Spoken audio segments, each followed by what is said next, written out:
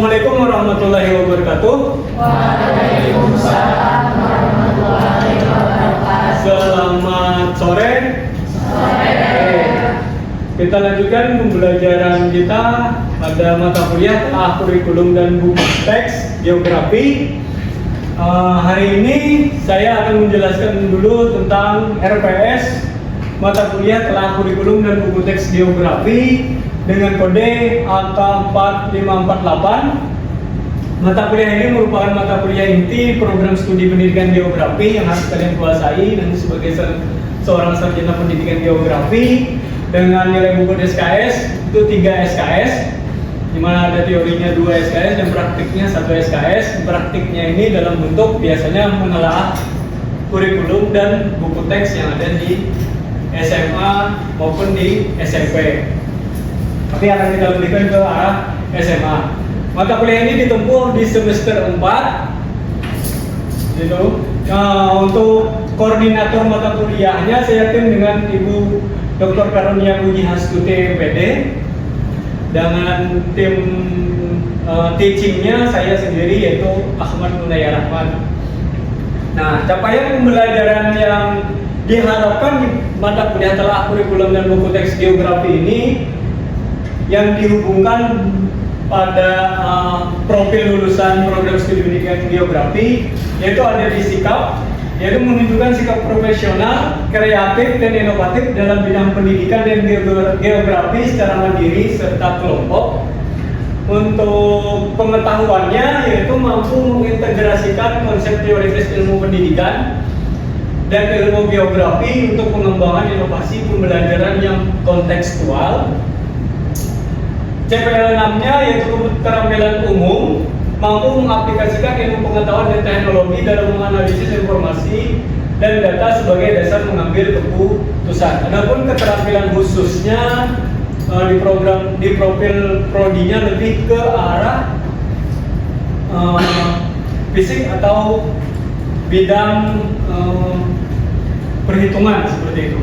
Nah, jadi untuk mata kuliah ini tidak ada keterampilan khususnya, tapi yang penting harus ada keterampilan umumnya, gitu ya. Capaian pembelajaran pada mata kuliah yang diharapkan yaitu mampu mengintegrasikan komponen kurikulum, di mana di dalam komponen kurikulum nanti ada 4. Ada komponen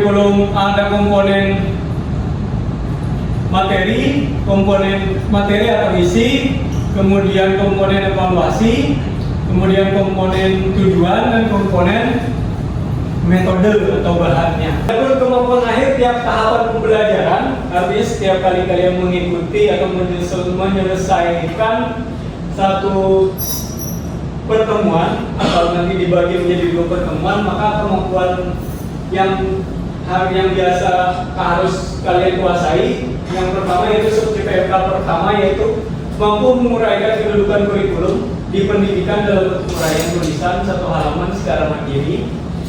Yang kedua, mampu menguraikan konsep kurikulum dalam bentuk uraian lisan secara mandiri.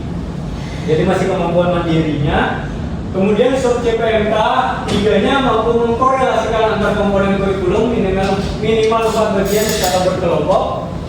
Dan yang keempat, mampu menguraikan struktur kurikulum mata pelajaran geografi dalam bentuk uraian tulisan 2 halaman secara mandiri. Yang sub CPMK 5-nya mampu mengklasifikasikan bahan ajar geografi dalam bentuk tabel secara berkelompok. Nanti ada instrumen penilaiannya dalam bentuk tabel. Kemudian mampu membedakan materi pada buku teks geografi minimal 3 jenis secara mandiri. Dan yang sub CPMK 7-nya mampu menelaah buku teks geografi minimal 4 kriteria sesuai standar BNSP secara mandiri. Nah, inilah sub CPMK yang dikuasai. Setelah itu maka kalian akan mencapai yang namanya CPMK mata kuliah ini, yaitu mampu mengintegrasikan komponen kurikulum dan kesesuaiannya terhadap materi di buku ajar geografi. Deskripsi singkatnya pada mata kuliah ini berkenaan dengan kajian kurikulum dan buku teks yang digunakan sekolah.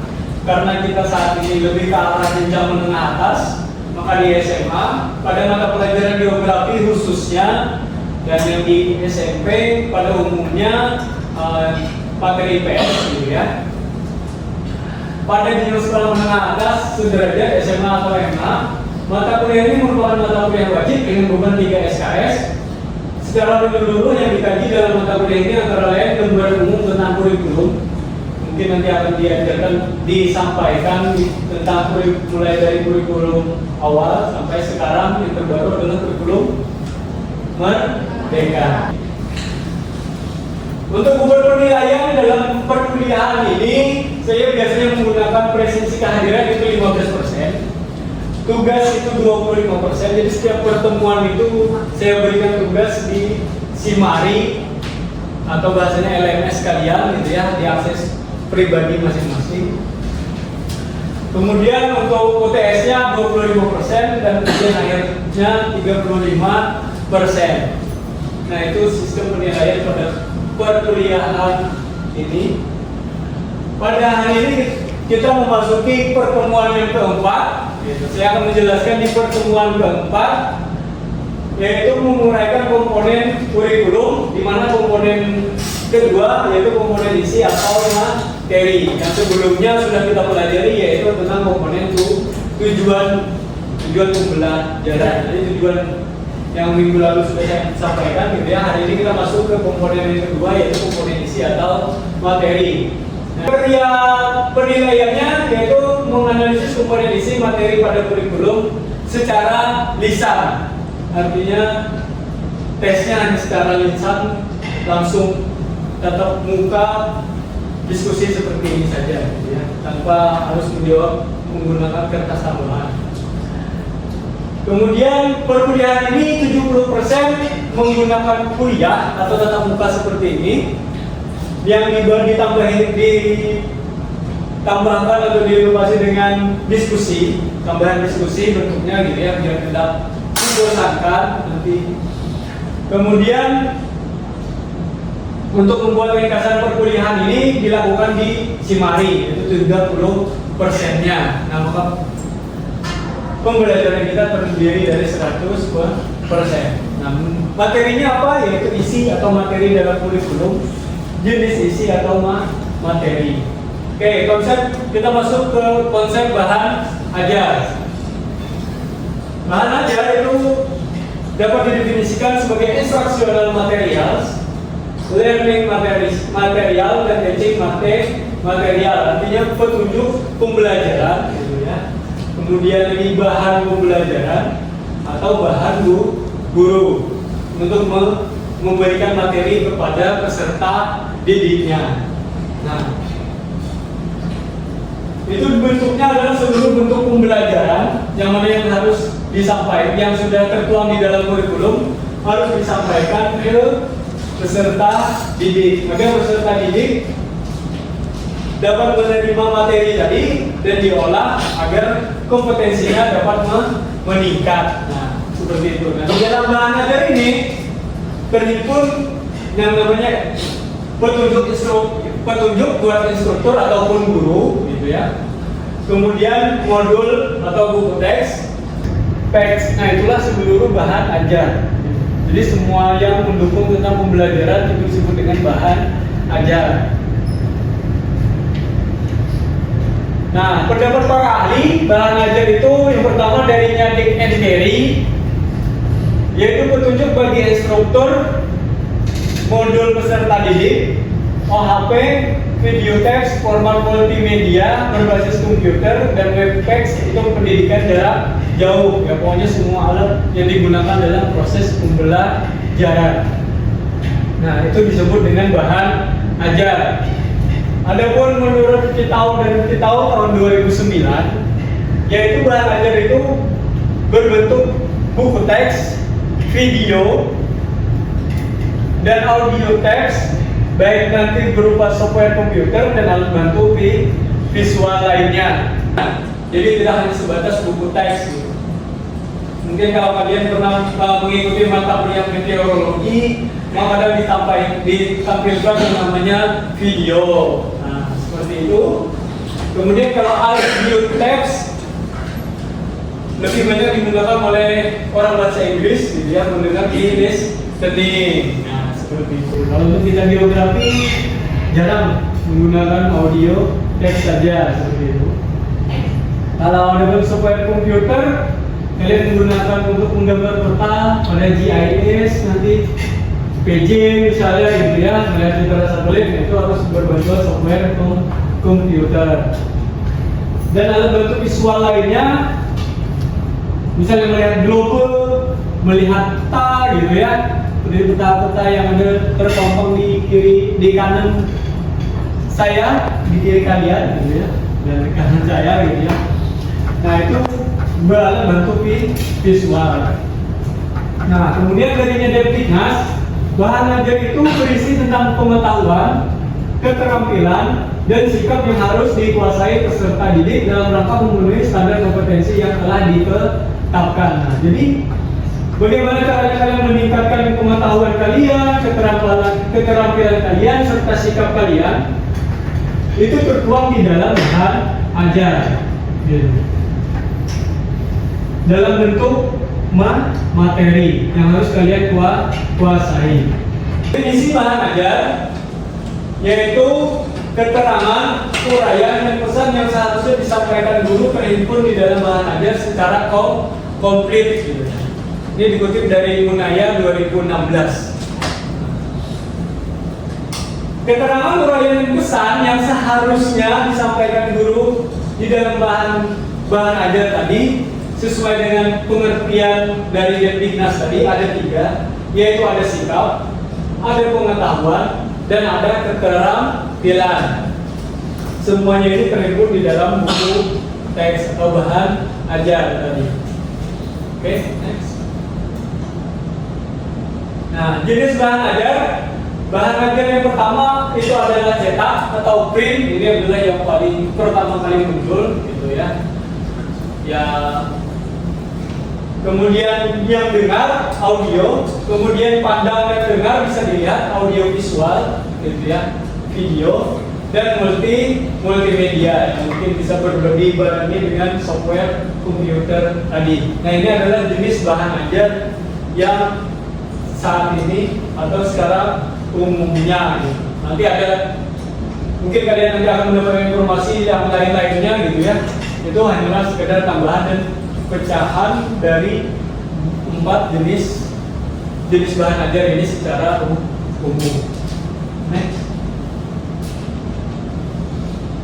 Nah, saya lanjutkan ke bentuk materi tadi. Saya jelaskan tentang sikap, pengetahuan, dan keterampilan di dalam jenis materi yang harus disampaikan ke peserta didik yang telah dituangkan dalam kurikulum yang berbentuk dengan tujuan pembelajaran. Tujuan pembelajaran dipecah lagi, yang sudah minggu lalu saya jelaskan, gitu ya. Tujuan pembelajaran dipecah lagi menjadi analisis materi pembelajaran. Analisis materi pembelajaran inilah yang harus kalian kuasai agar menyampaikan kepada peserta didiknya sesuai dengan apa yang ingin diharapkan oleh kurikulum. Seperti itu. Jenis materi yang terdapat di dalam bahan ajar secara umumnya dan yang dipelajari untuk jenjang sekolah adalah disebut dengan buku teks atau buku paket, gitu ya. Ada 4 jenis materi yang mengutip darinya Merrill tahun 1977. Seperti itu, udah tua sekali, gitu ya. Nah, karena apa? Karena inilah yang bahasanya yang paling pertama dan tua yang menyampaikan dari jenis materi berkembangnya sampai sekarang. Nah ini saya kutiplah yang paling lama dulu, gitu ya. Nanti berkembangnya terus nanti diperbarui, dikutip lagi yang terbaru. Nah jenis yang pertama bentuk materi itu adalah berjenis fakta. Bagaimana sih jenis materi yang berbentuk fakta di dalam buku teks itu? Biasanya dia menceritakan tentang kapan, berapa, kemudian menuliskan nama dan menuliskan kata di mana. Nah ini adalah bentuk fakta. Contoh, misal di dalam buku teks kalian tertulis di awal tsunami Aceh terjadi pada tanggal 26 Desember 2004. Ini fakta. Benar kan terjadi? 26 Desember tahun 2004 terjadinya tsunami di Aceh. Benar, ada riwayatnya di berita, ada videonya di berita ditampilkan kan? Nah, berarti dia fakta gitu. Atau contohnya lagi, Sungai Kapuas yang ada di Pulau Kalimantan merupakan sungai terpanjang di Indonesia. Panjang total sungai tersebut mencapai 1178 km. Bisa dibuktikan dengan hitungan meter. Kemudian kita kalau sekarang udah lebih canggih lagi bisa dibuktikan dengan mengukurnya langsung di Google Maps gitu ya. Taruh aja titiknya dari ujungnya di Kapuas sana, di Kalimantan Barat sana, taruh lagi muaranya sampai ke laut. Nah, berapa panjangnya? Nah itu udah lebih mudah. Ada fakta berbicara di sini gitu ya. Mencatatkan kapan terjadi tsunami Aceh itu ada tanggal 26 Desember. Berapa sih panjang sungai Kapuas? 1178 km. Berarti fakta kan? Nah itu jenis materi yang pertama. Kemudian ini contoh yang ketiga, Kota Bogor merupakan tempat paling basah karena di kota tersebut hujan turun rata-rata 320 hari per tahun. Ini berdasarkan data apa? Data perhitungan dari Badan Meteorologi dan Geofisika di Kota Bogor. Ada rata-rata curah hujannya. Nah, kalau sudah berbicara data, fakta, dan lain hal sebagainya ini, maka jenis materi itu bersifat fakta. Misal contohnya lagi, Presiden pertama Republik Indonesia adalah Insinyur Soekarno. Nah, berarti nama yang menyatakan. Konsep ini biasanya dalam buku teks atau bahan ajar itu tertulis seperti definisi, identifikasi, klasifikasi, dan karakteristik seperti itu. Nah, contohnya bioma adalah sekelompok hewan dan tumbuhan yang tinggal di suatu lokasi geografis tertentu. Nah, dia menjelaskan, mendefinisikan yang namanya bioma itu adalah sekelompok hewan dan tumbuhan. Nah, maka jenis atau bentuk materi ini adalah jenis konsep seperti itu. Yang kedua misalnya tundra. Tundra adalah padang lumut yang terdapat di daerah beriklim dingin. Nah, karena dia mendefinisikan, maka jenis bentuk materinya disebut dengan konsep. Tahu contoh misalnya, klasifikasikan musim yang ada di dunia. Apa aja? Musim gugur, musim dingin, gitu ya. Musim semi, sama musim panas. Nah, seperti itu. Mengklasifikasikan berarti bahannya ajarnya adalah konsep seperti itu. Ada lagi? Apa kira-kira contohnya? Mengidentifikasi. Identifikasi misalnya sudah ngambil geografi tanah kan? Nah, kalau identifikasi jenis lapisan atau horizon di tanah gambut. Nah, yang pertama ada lapisan O, apa itu? Organik. Yang kedua ada lapisan A, apa itu? Organik. Nah, ada lapisan O, A gitu ya. Dan yang terakhir adalah R atau bedrock. Nah, lapisan batuan. Nah, itu identifikasi. Atau identifikasi lagi terjadinya atau pembentukan awan, penguapan dulu, baru nanti kondensasi. Nah, sampai nanti turun menjadi presipitasi. Oke, paham tentang jenis materi yang berbentuk konsep? Jadi kalau sudah berbentuk definisi, identifikasi, klasifikasi, karakteristik itu adalah konsep. Nah, oke, lanjut yang ketiga. Bentuk materi yang ketiga itu adalah bahan ajar berbentuk prinsip, dimana kalau prinsip ini bentuknya bisa nanti hukum, rumus, hipotesis, hubungan, dan hasil penelitian ataupun teori, ini bersifat prinsip. Contohnya, interaksi desa dan kota dapat dilihat dari beralihnya mata pencaharian masyarakat desa dari agraris ke non agraris. Ini kira-kira apa? Hukum kan ini kan rumus kan hipotesis kan hubungan. Hubungan. Adanya interaksi kan di hubungan gitu. Nah, ketika orang masyarakat desa beralih mata pencahariannya dari agraris ke non agraris, nah berarti ada hubungannya. Kenapa kok seperti itu? Yang kedua adalah interaksi kota dan desa, sangat menentukan pola persebaran masyarakat desa dan kota. Apalagi ini adalah hubungan. Karena kebanyakannya dalam materi geografi itu adalah hubungan, menjelaskan hubungan. Nah, jadi ketika ada perpindahan atau ada interaksi antara desa dan kota, maka terjadilah juga yang namanya pola persebaran itu terbentuk. Pola persebaran itu seperti apa? Contoh misalnya kalian ada tinggal yang di tepian sungai, maka pola persebarannya sepanjang jalur sungai. Di jalan raya, maka pola persebarannya adalah selaras atau sejajar dengan jalan raya. Ada yang tinggal di perbukitan atau pegunungan, karena di Kalimantan hanya ada perbukitan. Ya. Biasanya di daerah Juhu, kenapa kok mereka berkumpul? Karena apa? Pola persebarannya mengumpul. Gitu. Dalam satu titik biasanya di kumpul yang mereka kelilingi atau yang mereka bentuk pola persebarannya biasanya adalah mata air, di mana di situ ada mata air, maka terjadilah pola persebaran atau perkumpulan titik kumpul tadi. Nah,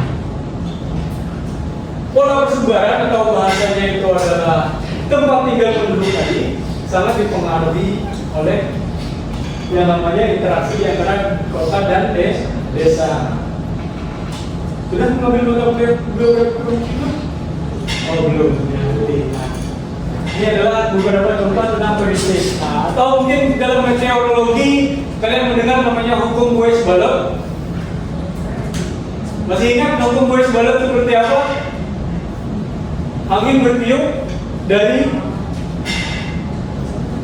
tekanannya tinggi ke tekanannya rendah. Nah, seperti itu hukum Boyce-Balot. Kemudian untuk rumus yang mungkin hanya sekedar menghitung skala peta gitu ya. Nah, itu adalah jenis materi yang bersifat prinsip. Apa ada pun hipotesa yang mungkin sampai nanti ke tahap skripsi kalian menyusun yang namanya penelitian kuantitatif berkaitan dengan hipotesis seperti itu. Hipotesis misalnya ada hubungan antara jenis materi dengan meningkatnya kemampuan kompetensi siswa, atau tidak adanya hubungan antara jenis materi dengan meningkatnya kemampuan kompetensi siswa. Nah, itu adalah bentuk hipotesa. Hipotesis. Nah, itu adalah bentuk hipotesa. Hipotesis seperti itu. Sampai di sini ada yang perlu didiskusikan dulu? Udah ada 3. Yang pertama adalah jenis materi, fakta, yang kedua konsep, dan yang ketiga prinsip. Nah, sampai 3 dulu. Ada yang perlu kita diskusikan? Gak ada. Oke, kita lanjut ke jenis materi yang keempat. Walaupun sebenarnya ada juga. Yang terakhir adalah metakognitif, tapi itu sangat jarang. Yang keempat pun agak sangat jarang kita temukan di dalam buku teks, ya, apalagi di buku teks SMA seperti itu. Yang keempat adalah jenis materi prosedur. Prosedur itu biasanya penerapan langkah atau kinerja atau bagaimana mengerjakan sesuatu. Nah, di dalam geografi kebanyakannya di mata pelajaran penelitian geografi. Kalau masih ada saat ini di SMA, di buku SMA. Tapi kalau untuk perkuliahan pasti akan menerapkan ini kalian di tahap skripsi ataupun nanti KKL seperti itu ya. Setelah KKN, buat laporan lapangan, nanti sampai ke tahap skripsi pasti akan melakukan yang namanya langkah-langkah seperti ini. Tapi kalau untuk di buku SMA, karena saya telah sampai saat ini ada yang namanya jenis materi penelitian geografi. Nah, inilah satu di antaranya contohnya. Seperti apa sih prosedur yaitu dalam penelitian geografi? Langkah-langkah yang harus dilakukan adalah sebagai berikut. Yang pertama, menentukan masalah. Yang kedua, menyusun rumusan masalah. Yang ketiga, judul penelitian geografi. Kemudian tujuan penelitian, menentukan variabel penelitian, menentukan landasan teori. Yang ketujuh, menyusun kerangka penelitian. Dan yang kedelapan, perumusan hipotesis. Dan yang kesembilan adalah menyusun hasil penelitian. Saya lanjutkan ke soal atau jenis yang ada di buku teks contohnya gitu ya. Silahkan kalian amati, perhatikan terlebih dahulu, baru saat ini. Oke, jangan perhatikan terlebih dahulu.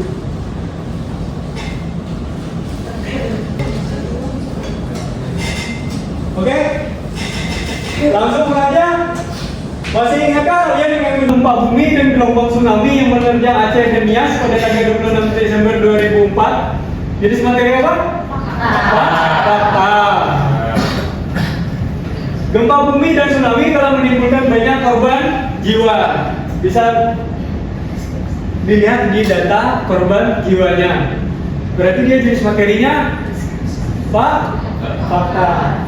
Kerugian yang ditimbulkan oleh bencana ini tidak terhitung jumlahnya, baik itu kerugian material maupun spiritual. Bahkan sampai sekarang masih banyak korban tsunami yang belum mendapatkan tempat tinggal yang layak dan masih mengalami trauma yang berkepanjangan.